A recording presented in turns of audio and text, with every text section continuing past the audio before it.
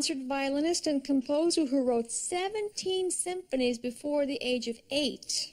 Billy Tischler, at age 15, the youngest person ever to become world chess champion. Chris Reed, mathematical genius, joining us by special arrangement with the Oakland Federal Penitentiary, now serving 3 to 5 years for computer fraud. And finally, Dr. Douglas Howser, a 19-year-old surgical resident at Eastman Medical Center. Welcome to the show, everybody. Dr. Howser, let's begin with you. Why medicine? Well, I first became interested when I was 6, Jenny. I had just recovered from childhood leukemia. I decided I wanted to be a doctor, and I never looked back. I went to Princeton, graduated when I was 10, and graduated from med school at 14. Chris, what was your childhood like? I was locked in a closet till I was 11. Hey, it's just a joke. Just kidding. Lighten up, people. Interesting. Soonly? I practiced. Every day I practiced. Thank you. Billy, you were a grandmaster at age 10, and by your own account, you focused your genius on only one thing, chess. Any regrets? Yes. King's Knight to Queen's Bishop 4, Yampolsky 72. Should have won that match. It was the chair. The chair was very uncomfortable. Oh, I asked for another one, but they refused. It was all part of the plot. Now, no matter what they promise, I bring my own chair. Equally interesting. Soonly, what do you do for fun? I practice. Thank you. Dr. Howser, some people believe that children who are mental giants become emotionally crippled adults. Would you care to respond? I don't have any emotional problems. Yeah, right. You know, my situation may be a little different. Okay, I'll admit that getting a medical degree at such an early age may have downscaled my social life, but now that I've achieved certain goals, I plan on easing up a little bit. Yeah, I had the same delusions of normalcy when I was 19, too. The older you get, the more obsessed you get. It comes with the territory of being a genius. Bingo. That's ridiculous. Oh, come on, Doctor. You love being the best. There are 2 things that won't allow you to let up, the world and your ego. What do you mean, the world? You, all of you. You're never satisfied. You expect us to sacrifice everything to stay on top, and then if we don't, you act as if we let you down. He's right. All day long I hear, Sundari must practice. Sundari must not have boyfriend. Sundari must always wear gloves. Sundari fed up to here. Will you shut up? You're giving me a headache. Excuse me, Jenny? Yes. Well, I thought geniuses were people you were supposed to admire, but well, you all seem a little crazy to me. Oh, I'm not crazy, ma'am. I happen to be a very normal person. Shut up, Doctor Boy. Hey. Singling's right. You're no different than we are. I'm very different. Now, come on. We're all lunatics. What are you calling a lunatic? I'm no lunatic. You're the lunatic. I'm not a lunatic. I happen to be a doctor. Oh, sure. Like there's no such thing as crazy doctors. I resent that remark. What are you going to do, beat me up? Oh, what's going on down there, Jenny? This is Maybe I should This say is- no. Child prodigies, gifted or cursed. More when we come back.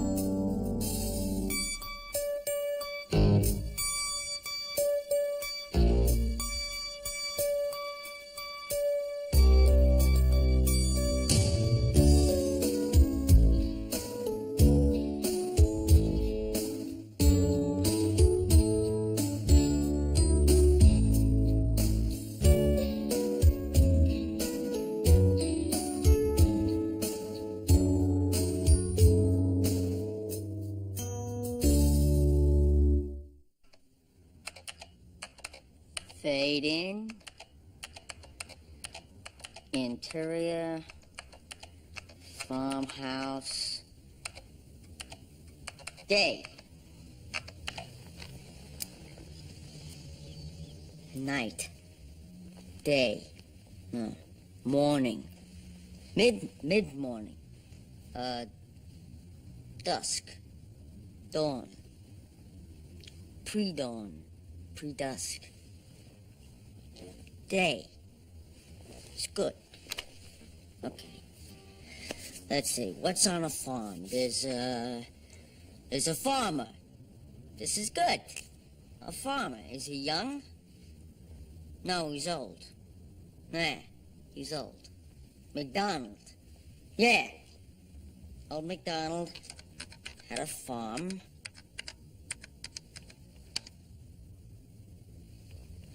E-I-E-I-O. I need air.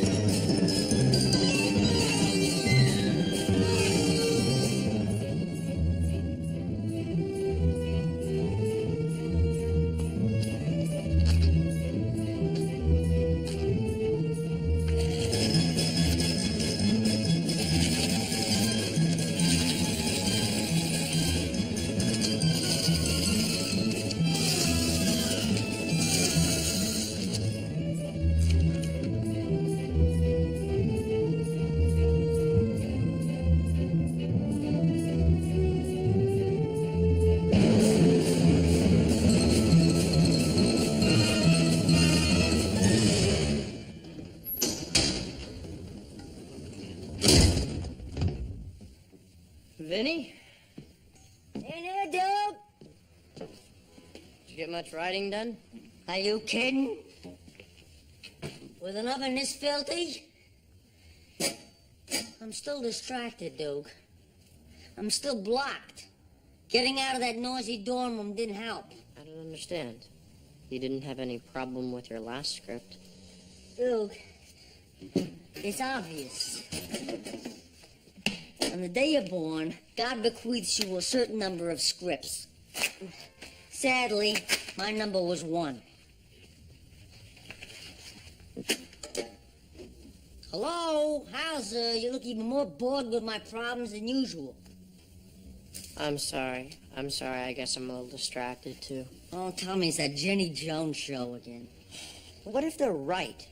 I mean, Vinny, there's so much about life I don't understand. Maybe I do retreat into medicine where I can feel superior. Look, you are just a regular guy, you know? You drive a car, you go out on dates, you're using an autopsy report as a placemat. Okay, you know what? Maybe both of us just need to get away from our work for a while, you know? Seek inspiration elsewhere. Eureka! Give me this. Huh? Our guide to broader horizons. The learning annex. I say we flip this baby open, and the first class we land on, we saddle up. Huh? What do you say? Yeehaw.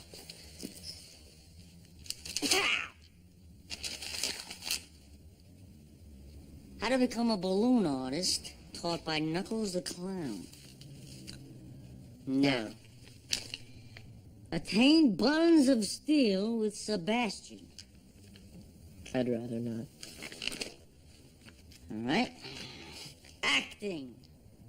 Monologues and scene study. No. No, I don't know anything about acting. Well, that's the point, isn't it?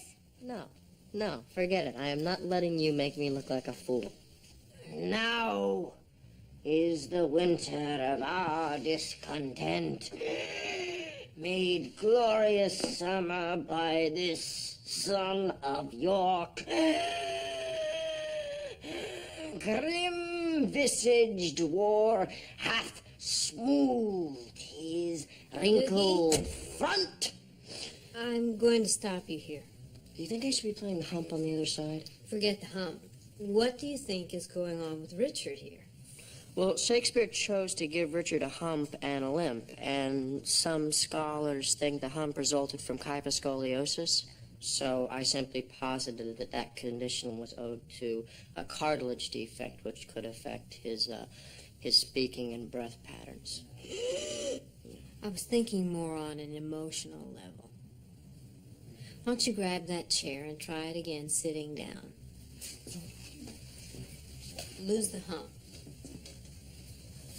Oh, okay.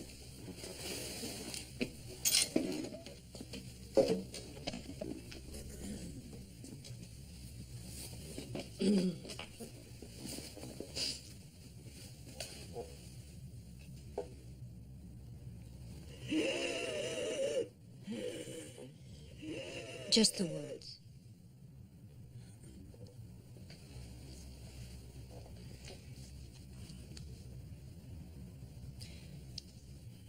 Now is the winter of our discontent made...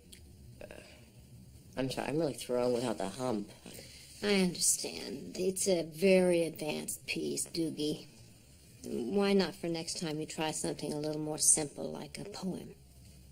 Okay? Who's next?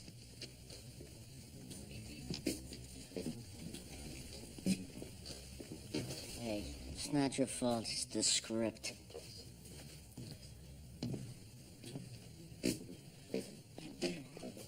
I'm gonna do Richard III, too. Anything you want to share about the part? I think Richard's really ticked off at this guy York, because he thinks he deserves to be getting all the things that York is getting, but he's not because of the way he looks. Whenever you're ready.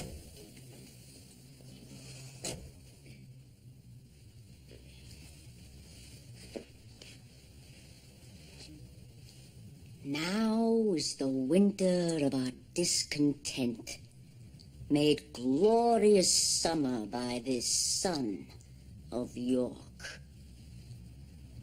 Grim-visaged war hath smoothed his wrinkled front, and now, instead of mounting barbed steeds to frighten the souls of fearful adversaries, he capers nimbly in a lady's chamber, to the lascivious pleasing of a lute.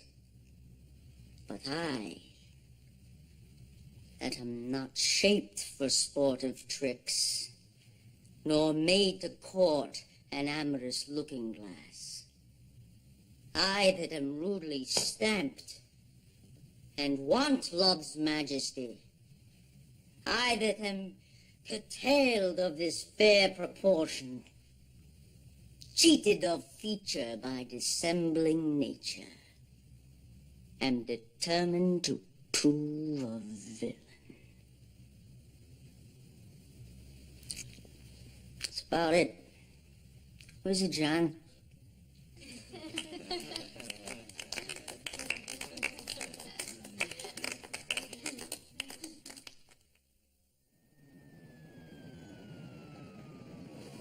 Acting is so different for you. I'm glad you're trying to be well-rounded. Trying to be well-rounded? I'm not well-rounded? No. You're very well-rounded. I just meant that this will make you even rounder. Vinny. Smooth save, Nurse Faber. Smooth save. Yeah. I'll see you later. So what time are you picking me up tonight, dude? I'm not, Vin. I'm quitting the class. Why? What do you mean, why? I completely humiliated myself. I was terrible. Oh, come on. Remember why we did this? Not to be the best, but to broaden our horizons, you know? You can learn from failure. I did learn from failure. I learned I don't like it. Oh, fine. Fine. Be like Billy the chess geek. Stick with the one thing you do well, and in no time, you two will be wearing the same underwear 4 days in a row. Okay, all right. How do you do it? Well, I use what actors call sense memory. While I was doing Richard, I was thinking about a time in my life when I felt like he did. No, you're gonna have to explain that one, Vin. Okay. For my 8th birthday, my mother took me and 6 kids to Disneyland. We were at Princeton. We were at Space Mountain, and as the birthday boy, I chose as my co-pilot the physically precocious Susie Berluti. We moved slowly toward the boarding gate. Anticipation charged the air. Suddenly, I find myself standing next to that sign that reads, "All intergalactic passengers must be taller than this sign to ride." I'm 2 inches short. Susie goes into orbit with Robbie Tupperman, and I'm left to ride the teacups with my mother. I then am rudely stamped and want love's majesty.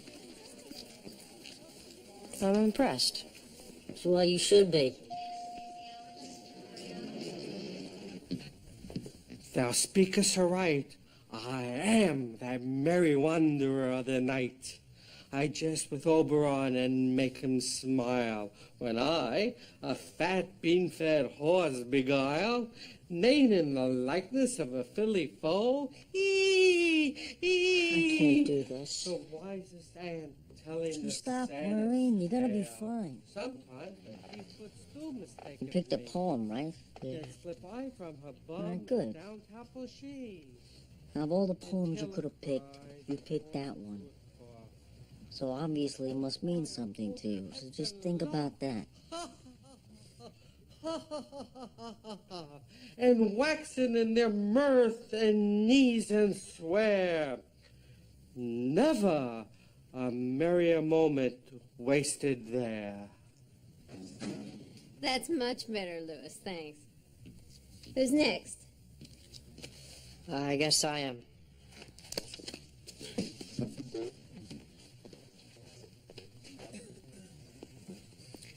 What are you going to be doing? I'm going to be doing a poem lamenting the loss of childhood. What does childhood mean to you, Doogie? Means being a kid. What does that mean to you? It means not, I don't know, it means not having to worry about anything. So the minute you start to worry, your childhood's over. Yeah, it just slips away. Grab it back. You can't. Yes, you can. Try harder. Grab it back. Can't grab it back. You try and it keeps slipping away and keeps slipping away, and there's not a damn thing you can do about it. Now, start the poem.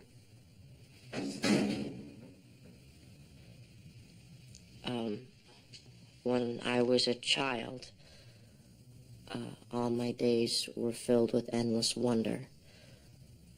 When I was a child, I would lie on the dew-covered grass and search the vast evening sky for falling stars.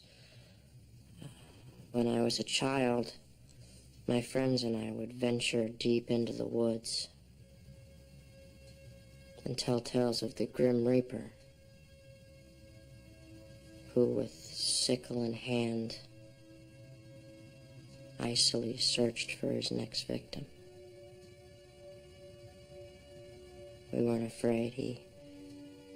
He came only for the old, not us.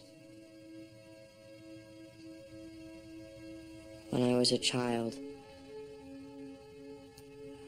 I would look to my mother's arms for warmth and my father's eyes for approval. When I was a child,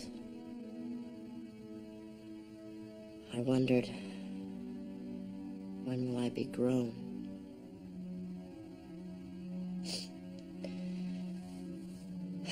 Now I'm an adult and I wonder,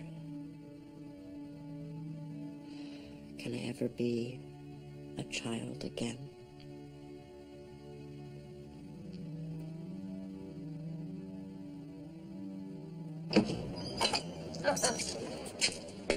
Hello, look, Ma, no hat. Oh, hi.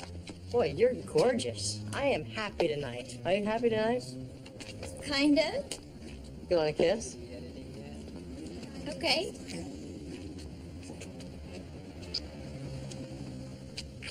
Good one. Howser!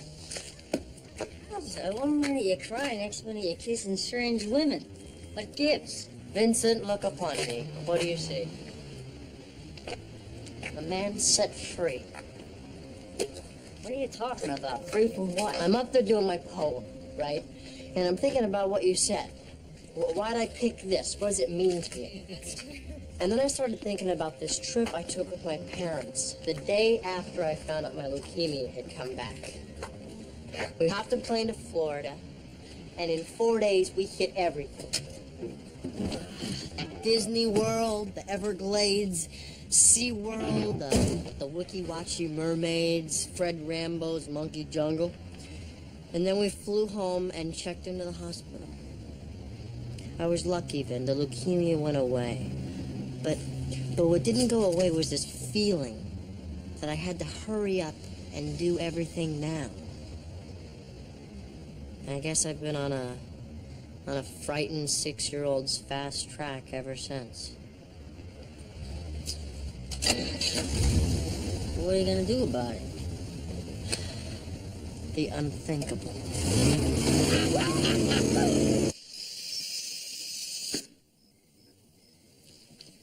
Rome! Yes! Thank you, blessed index finger. Oh, I love Rome. I could spend a year there. I just might. Catherine, he's made a well-thought-out decision. Don't look back, son. You've earned this. So, il mio piccolo amico italiano, I'm gonna miss you. In Italy, I'm a dime a dozen, Doug. Guys like me on every street corner. It'll be your worst nightmare. I'm really gonna miss you.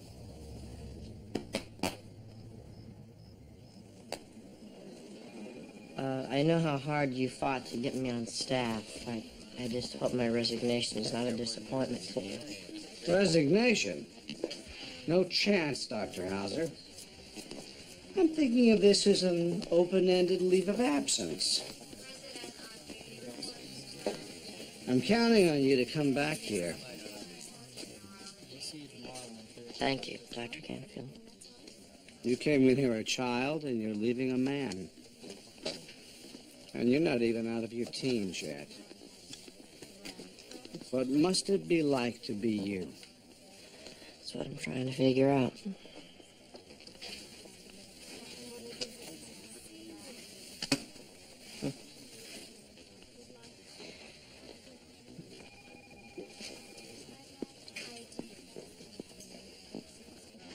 Here he is, the man of the hour. Goodbye, Dr. Howser. Hello, more work, huh? I'd do anything to go to Rome. Hey, send me a postcard, I'll do. I'm starting to miss you already. This must be so great for your ego. Yeah, well. We need a hand over here. Clear the way! 25-year-old male, possible spinal cord injury. Let's put him in trauma A. What happened? Hit his head diving into a swimming pool. No sensation or movement in his lower extremities. Minimum movement in his upper extremities. We're ready over here. Respiration 20, BP 90/60. Ready? And 1, 2, 3. I got his feet. Looks like he's having trouble breathing. Set up for an intubation and put an ambu bag on him. Give me some gloves. Right away. I'm gonna have to ventilate him until we get the tube down. I'll call inhalation therapy and get a respirator. Here's your gloves, doctor. Let's hang some Manitoff, please. Get me an IV set up. Do you want a Foley catheter in? Yeah, get it set up. I've been a little cyanotic, folks. Turn the oxygen off. Can we have a no-treatment too, please? All right, what's this pulse? I need some good sharing. All right, open it up. Let's take this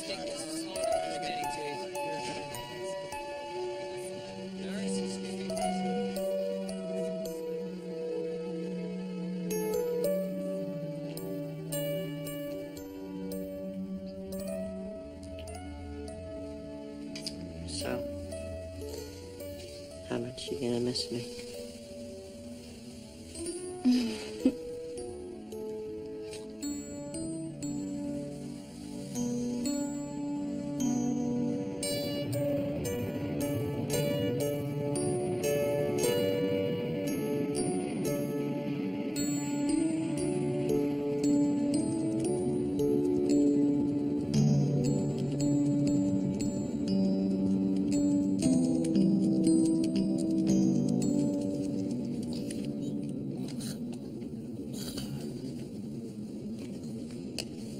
Should have worn that motion sickness patch. Thought you quit medicine. Fine. Okay, could you give me something now to help me? Sure.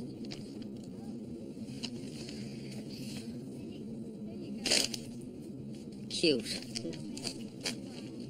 Regardless of how this looks, I feel wonderful. Well, you're wonderful to watch. I mean, this is the answer to my problem. I got writer's block because I lack grist for the screenwriter's milk, you know? I mean, Hemingway said it all. You gotta live life before you can write about it. I mean, this is gonna open up a wealth of experiences for me. I mean, let's face it, my problem is I got nothing to say. I just haven't found my voice. Then why is it that you won't shut up? I'm not gonna take that crap in Italy, Howser. I got people there.